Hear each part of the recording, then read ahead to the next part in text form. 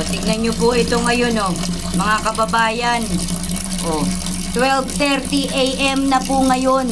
Lunes, February 24, 2025. O, nakita nyo, o, ayan. Binuksan na ng Prime Water yung tubig.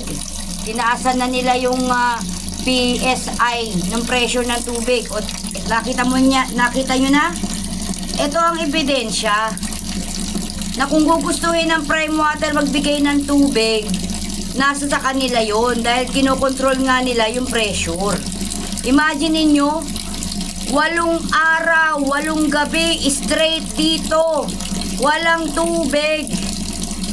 Nagkabaho-baho kami rito, nagkasakit-sakit.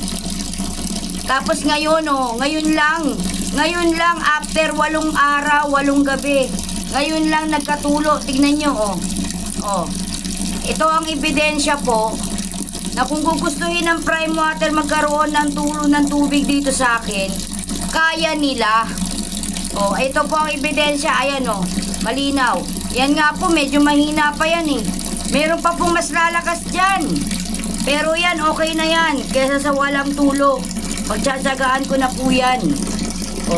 Ayan po mga kababayan. Ito po ebidensya ngayon. Ngayon lang tumulo yung tubig. 12:30 AM, Lunes, February 24. After 8 araw, 8 gabi na walang tulo dito straight. Ngayon lang. At ayan ang ebidensya. Banyo ko to dito. Ayan ang prueba.